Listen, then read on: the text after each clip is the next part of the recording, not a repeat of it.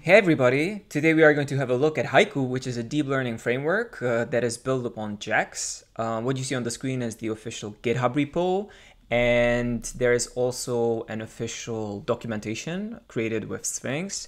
And what we're going to do in this video is to cover a couple of interesting topics, and by no means it's going to be a comprehensive introduction to Haiku, and I would always refer you to this official documentation that is very comprehensive. Anyway, let's start by cloning the repo, because we will be working with the source code quite a bit. And let me clone it locally.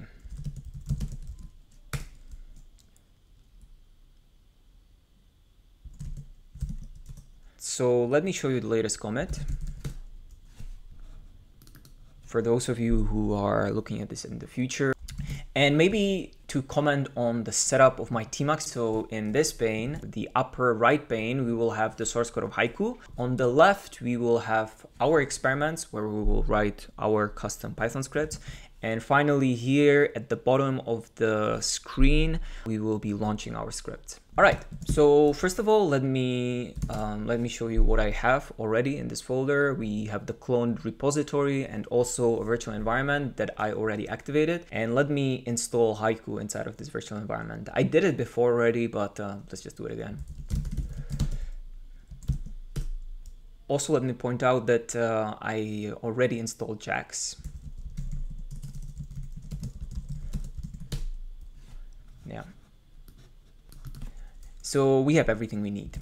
Anyway, let us start talking about Haiku, and we have to start with the concept of a parameter. As in other deep learning frameworks, it is basically a tensor or an array whose values we will try to learn from the data. All right, let's just write some basic imports.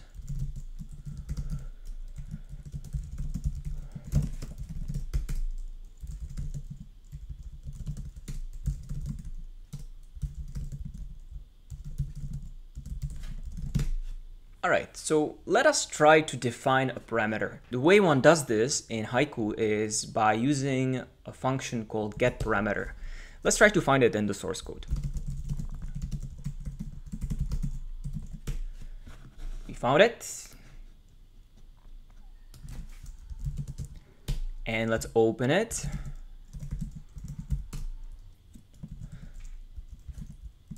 So as you can see, to create a parameter, one needs to provide its name, its shape, dtype, and some initializer function. Here you can see a bunch of examples. So let's try to actually create a parameter ourselves. Let's call it a C. Let's say the shape is going to be 5 times 2. No special dtype, and the initializer,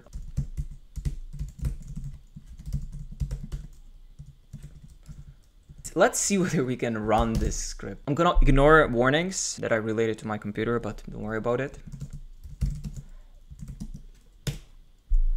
And as you can see, we get a value error, and Haiku is telling us that we cannot use this getParameter function, and it needs to be a part of this HK transform. What if we try to trick Haiku, and instead of defining our parameter in the main scope, we define it in a function?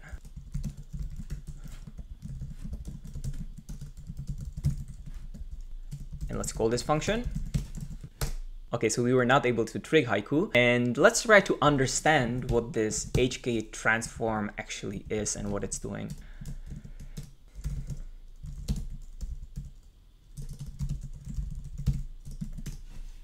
So the definition seems to be here. Let's go there.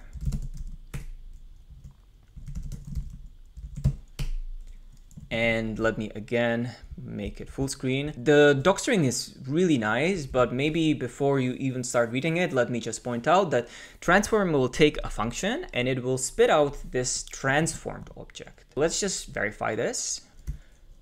Let's call our transform function transformed and apply the transform. And let's just print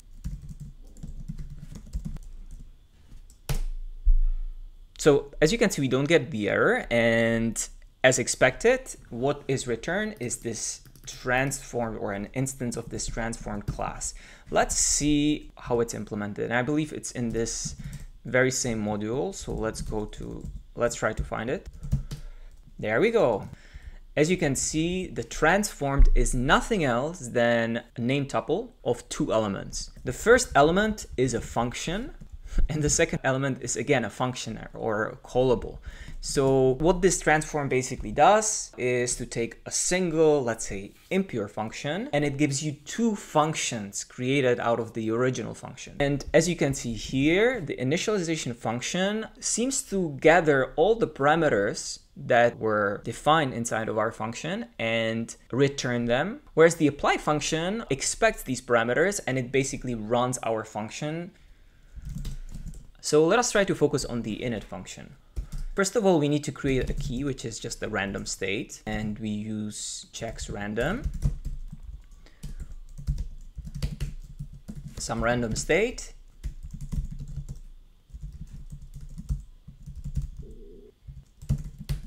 and we provide our random key. And since our function doesn't have any arguments, so as you can see here, we can pass arguments and keyword arguments. We don't have any, so we should be able to call it like this.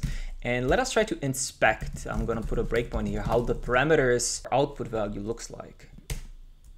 Let's see. So as you can see, it seems to be a nested dictionary where the first level of nesting is this tilde symbol, and the second level of nesting seems to be the name of the parameter. And actually, Haiku will always use this two-level hierarchy to represent every single parameter. Let's say the first nesting represents the exact namespace of our parameter, whereas the second nesting represents its name. The first level of nesting is very reminiscent of paths in file systems, but I'm going to show you more details. Yeah, also I'm annoyed by this no TPU warning, so let me try to get rid of it. I believe there was this environment variable. Yeah, I believe it's this one. So as we saw, this init callable returned a two-level nested dictionary, and we can see that they actually have a type for it called a Haiku params. So let's check out its definition. Params, and I believe it's here. I mean, we already see it, but let's open the file. It's a mapping, and the reason why it's mapping is to kind of stress the immutability and make sure that during the static analysis there is no mutation detected. And also note that JAX arrays are immutable, so this entire params mapping is immutable, which goes hand in hand with the functional style of JAX. Anyway, let's try to add another parameter. Let's call it D. And let's set it to 8. The same shape. And let's just inspect what happens to our params, how it's going to look like. But I guess there will be nothing surprising there. What we want to understand better now is how can we perform nesting, because it's very common in deep learning when we have neural networks for, let's say, one layer to have multiple sublayers, and for those sublayers to have sub-sublayers, and only these, let's say, node sub-sublayers have some parameters. And we just wonder how to kind of achieve this in Haiku. So let's try to do it the stupid way and just put a dictionary inside of our function foo.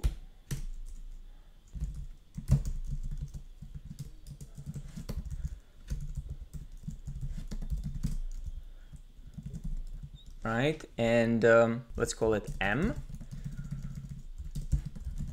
And let's set the initialization to 7. And let's see whether this actually made things work. Yeah, there's a problem.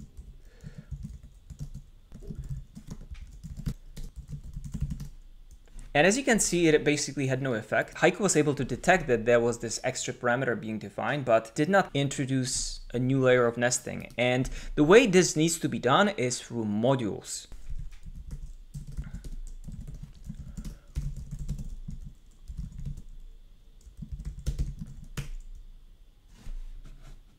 So the definition is here. I think there's a lot of magic happening in the background.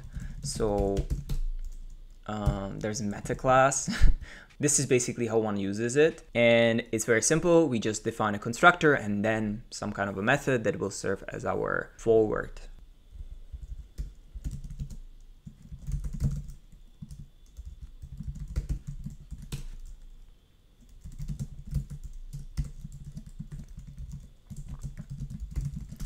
All right, so in the constructor, we literally just call the parent. In reality, we would pass some, let's say, hyperparameters, but we don't have any in this example. And let's define a method call. It can be actually any other method, but let's use call, where we're going to define our parameter m. So let's do this. And what we can do now, instead of using this dictionary, we can create the container inside our foo function. So we instantiate it. And what's important is that we also call it at the same time, right? Or maybe I can do it like this. And let's see what effect this has on our parameters. And as you can see, this is exactly what we wanted. It seems like Haiku lowercase the name of the class, and it's using it as a scope. And inside of the scope, we have the parameter m, and then the other two parameters don't have any scope. So they are, let's say, in the root of the parameter tree. So if we don't like the default behavior of the class name being lowercase, we can literally just provide any name we want. So let's see.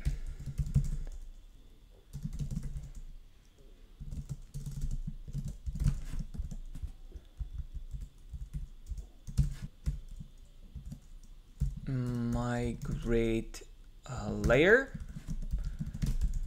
might be a decent name. Let's see. And as you can see, we got the name. And let me also quickly show you that actually this can be done as many times as you want, and that here we would have something like paths in file systems.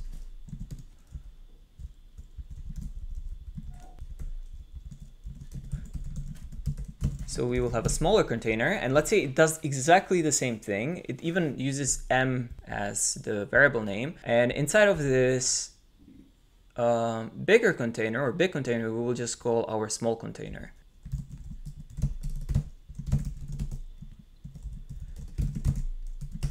Instantiate it with no special name, and then we just call it.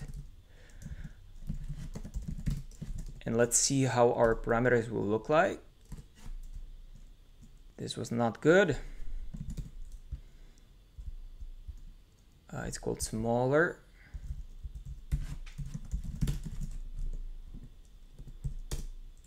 And it seems like we forgot to provide a name. Let's say there is a default, which is none. And let's see, params. And as expected, you can see that by nesting Haiku modules, we actually get a nested path. And this way we kind of disambiguate between different parameters, because if we did not do this, if we kind of had a flat hierarchy, then there would be collisions, right? Like there would be an m parameter twice. And that's something that would lead to confusion. Anyway, so nesting is clear, I guess. And let's just look into something different. Let's remove all these experiments that we did though, so that we keep it simple. And let's only keep our C parameter. All right, maybe one last thing that we want to do is introduce randomness in our initialization. So we just can use random normal. This, I believe, should be the standard deviation. And let's see what will happen. Maybe we can literally just print the params. So for a fixed key, we always get the same result, which is expected. But if we change the key, right, we get a different result. And basically the key guarantees reproducibility. So let us now move to the apply method.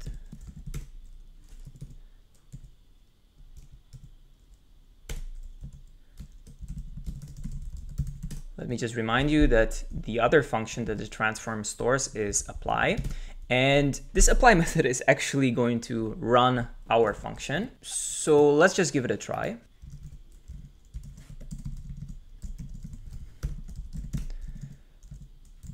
So we give it our parameters, right? Then we provide a random key. Since there is no randomness, we actually can just provide none, which is fine. And potentially extra arguments and keyword arguments. And that actually reminds me, our function is stupid because it literally does not accept any arguments and it returns none.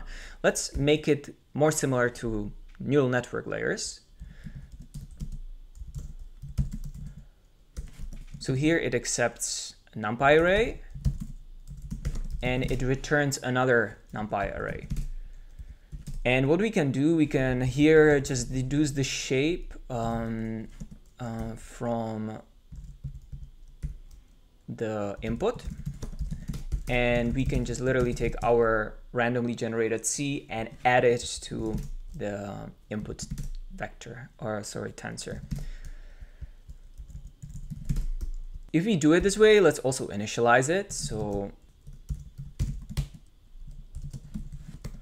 we initialize it with once. And what's important now, we also need to give it to the initialization, right? Because the initialization will need to kind of generate this or instantiate the C parameter, and it needs to have a shape. And finally, we also provide it in the apply method. Let's maybe see what we get, result, and the parameters. All right, so it did something. I assume it did it correctly. And yeah, that is basically how one runs a function that has parameters in it inside of Haiku. By the way, one thing that's pretty ugly is this none. So if we kind of in advance know that our apply is not going to have any randomness, if we disregard the initialization, then we can use this helper transform called without apply RNG.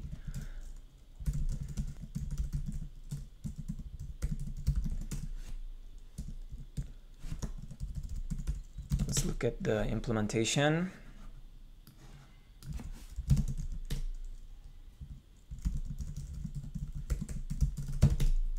Yeah, there it is. And as you can see, it basically just takes a transformed, which is one of these, and it returns a new transformed. And it is doing exactly what you would expect it to do. So if the input is a transform, then it defines a new apply function that just automatically inserts none for the random key. So let's do it.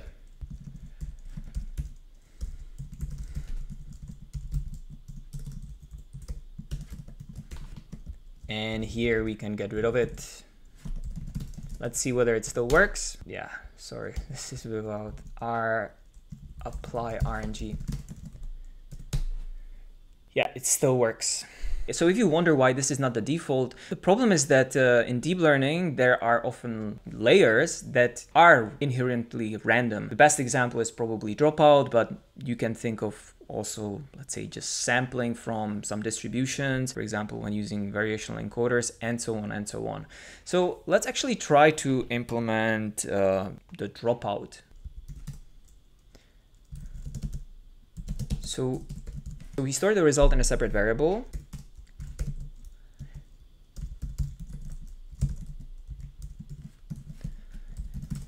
And here we will use the special Haiku helper function that gives us a next state of the random number generator.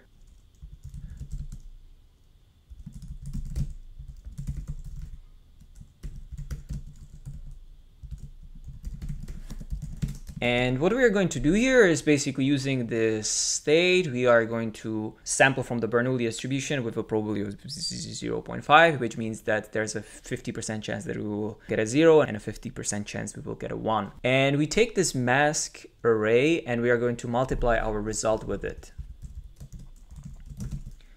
And also we should multiply by 2, which is 1 over the probability of a dropout, just to make sure that we kind of make up for the masking. And now, since we have randomness in our function, we should not be able to use this helper transform without apply RNG. Let's try it out. Yeah, so as you can see, it did not like it. So let's go back to not using this at all. And what we also want is for each forward pass to do the dropout different, but we want to keep things deterministic. And the recommended way of doing this in Haiku is to create a key sequence.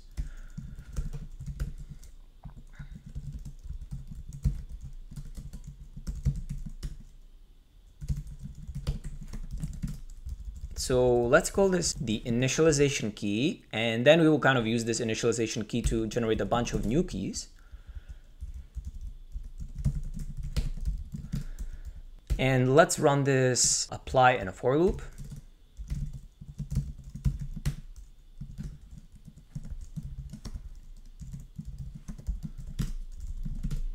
And what we need to provide here is our next random key in a sequence. So let's give it a try. Forgot this.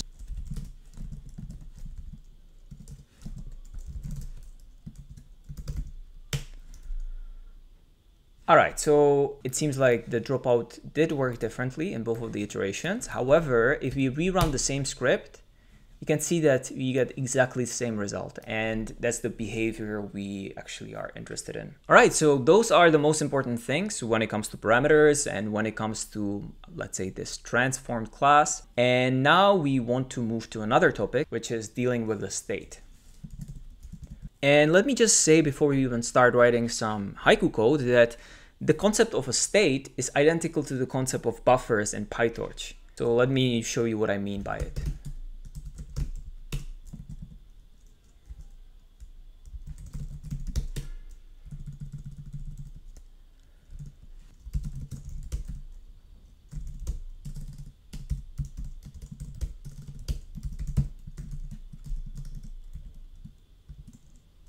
Okay, so here we instantiate a 1D batch normalization where the number of input features is 5.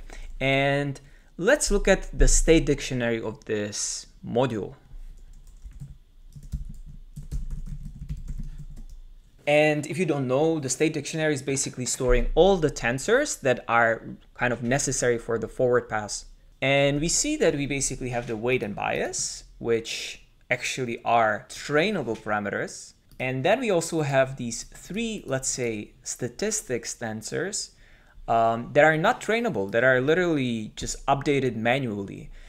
And in Torch, these two are called parameters, whereas the remaining three are called buffers. Let me verify.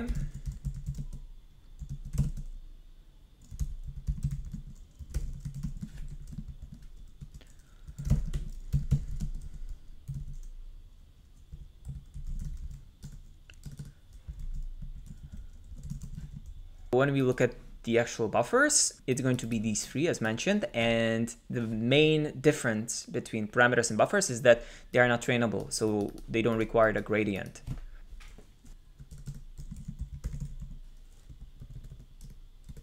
Whereas parameters, in our case, it's the weight and the bias, are tensors that do require the gradient and that will be updated during our optimization process. In Haiku, the term buffer does not exist, and instead they use the term state.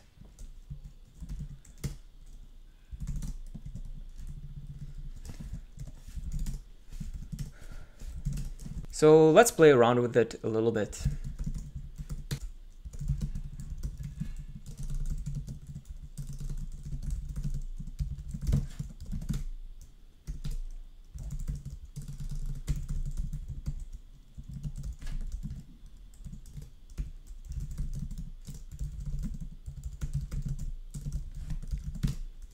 So let us basically reuse the same function that we had in the params, but let's introduce a state to it.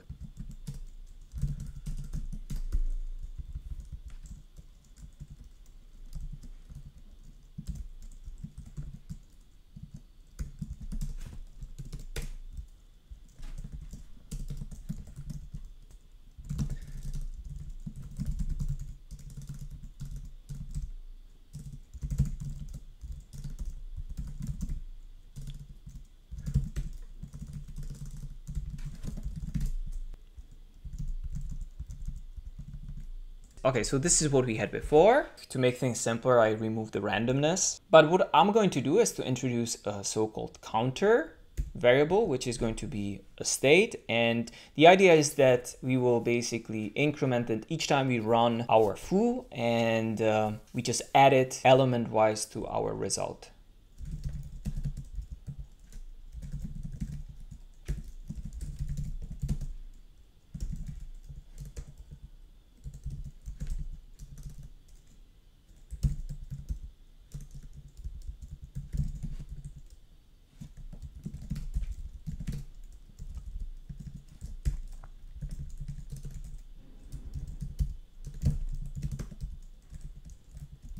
As you can see, we are using this function called getState.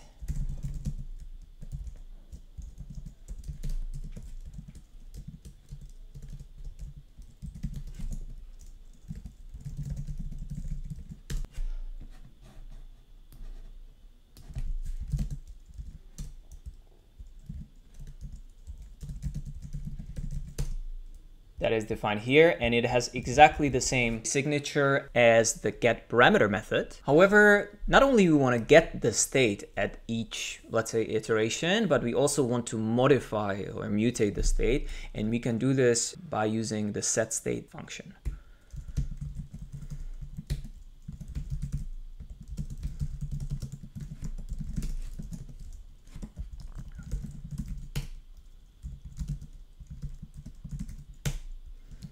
Yeah, as you can see, it's very straightforward. We just provide the name of the state that we want to modify and its new value. Let us inspect what type is our foo transform going to be.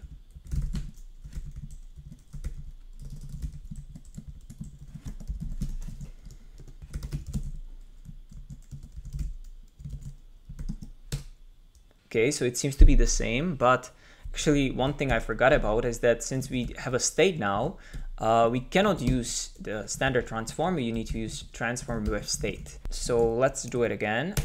And as you can see, we have this transform with state class.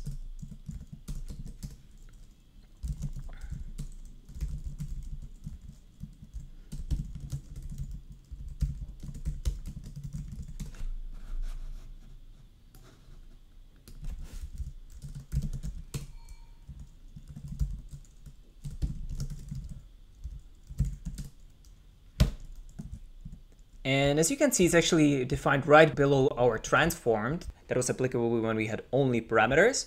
And it's more or less the same thing. It's a name tuple that stores two functions internally, but now the signature of these functions is different. Now the init function is going to return both the parameters and the state. And the apply method will not only need the parameters, but also the state. And what's super important is that it will also return, let's say, our new modified state in case we need it. And yeah, if you're wondering about this type, let's check how it's defined.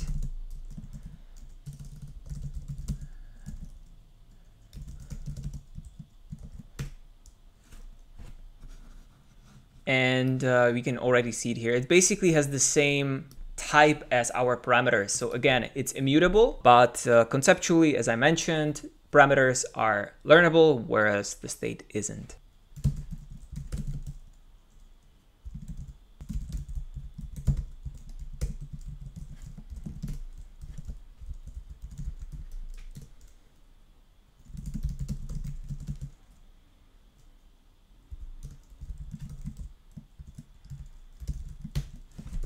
Let me maybe go back to our transform. And as you can see, we need to provide a random key.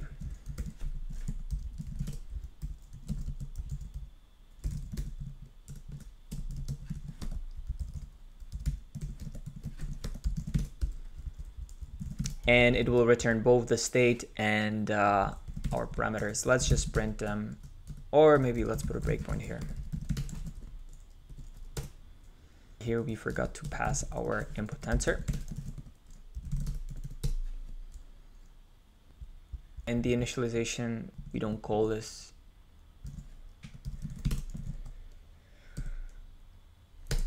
Anyway, so our parameters look like this, and our state looks like this. It has exactly the same structure as the parameters, which is very convenient, but it is clearly logically separated. Now let us focus on the apply function.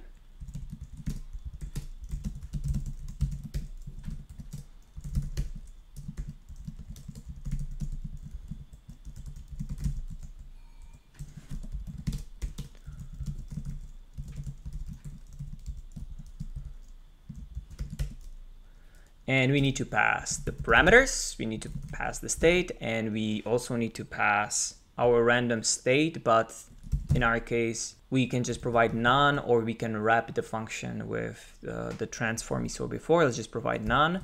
And finally, let's provide our input x.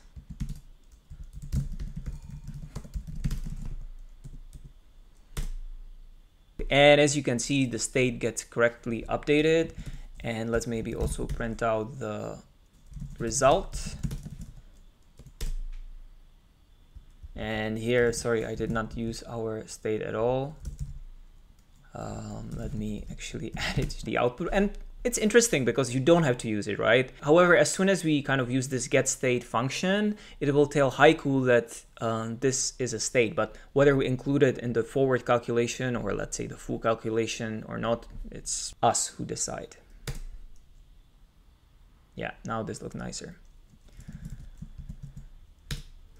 All right, so that's how you deal with the state. And in my opinion, knowing how parameters work and knowing how state works in Haiku is the most important thing, because neural networks are composed of learnable parameters and non-learnable state. And finally, let me quickly talk about going back to JAX and let's say training neural networks. How does one take these init and apply functions and use it within JAX? Where exactly does this fit in? I'm not going to go into detail here, just some basic intuition. But first of all, let me mention that what we did was very, let's say, low level, but in reality, Haiku already has a lot of implemented layers and even entire networks.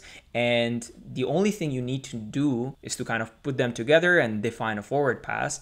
And you don't need to worry about implementing custom things most of the time.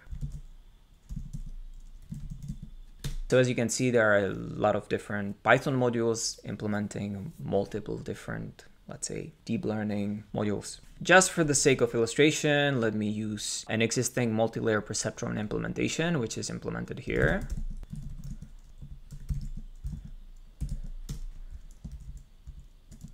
Yeah, so as you can see, we have our multi-layer perceptron here.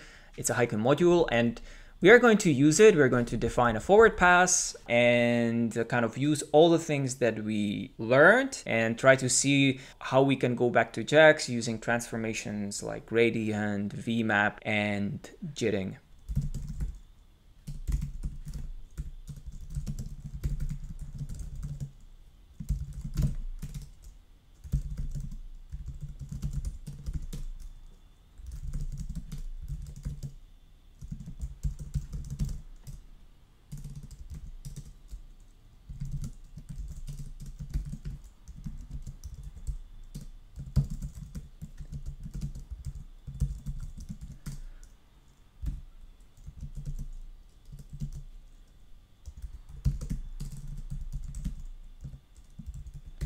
So here we will just use the existing implementation of multi-layer perceptron.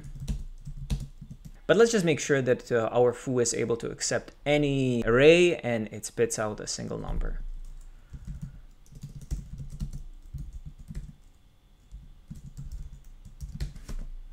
Like this specific loss doesn't make any sense, but again, what's important is that this function spits out a single scalar.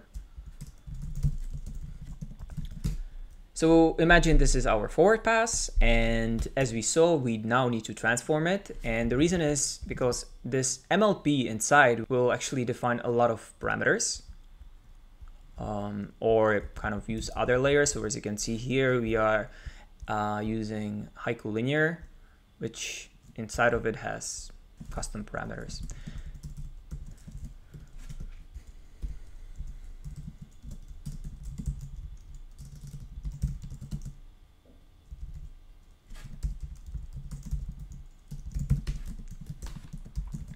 There is no randomness, so we can also use the without apply RNG transform.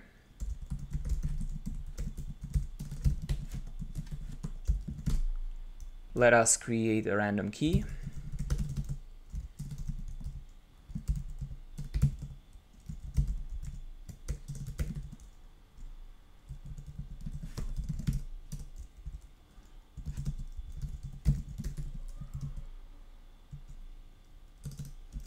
Here we have a batch of examples. Let's say what's interesting here, the batch dimension or the batch size is 2, and we have 3 input features.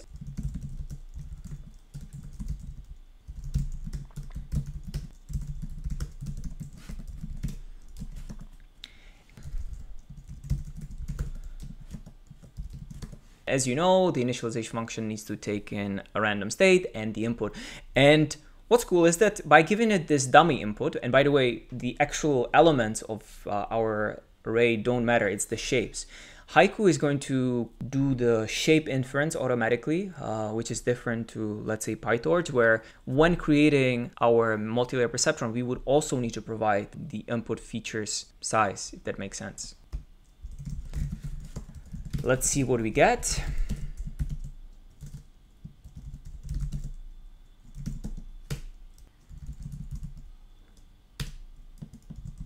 So as you can see, we have this namespace, multi-layer perceptron, and inside of it we have multiple linear layers, and it's only inside of these linear layers that we have parameters. And now the only thing left is to actually run the apply pure function. And what's important is that you can take this apply pure function and you can wrap it in any JAX transformation that you like. So for example, let's compute the gradient, right?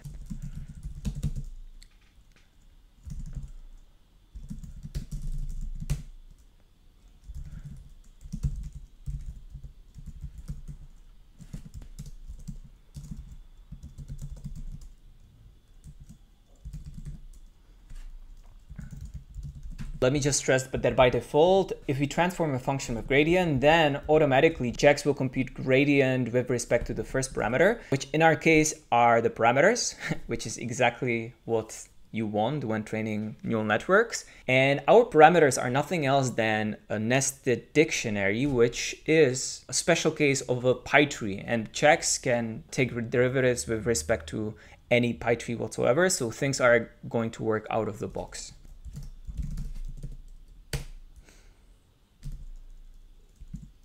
And as you can see, for each parameter, we have the gradient, which is very convenient.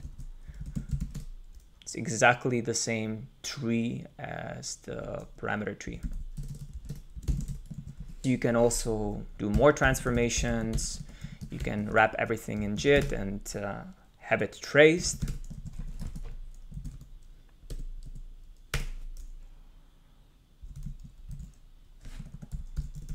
And of course, the result is not going to change, but when called twice or more times, this should actually be way faster. And this is basically how you integrate Haiku with JAX. It's extremely simple because Haiku creates pure functions. In real training, you would take these gradients and use them in some kind of an optimizer, but this is not what Haiku does, right? Like you can either write the optimization or the update step yourself, use some other tools from the JAX ecosystem like Optex, but this is all you need to know when it comes to like the most straightforward integration of Haiku with JAX. And yeah, I think that's it for this quick tutorial. Let me just stress that I basically just decided to talk about things that I found interesting. This is definitely not a comprehensive overview or tutorial of what Haiku can do.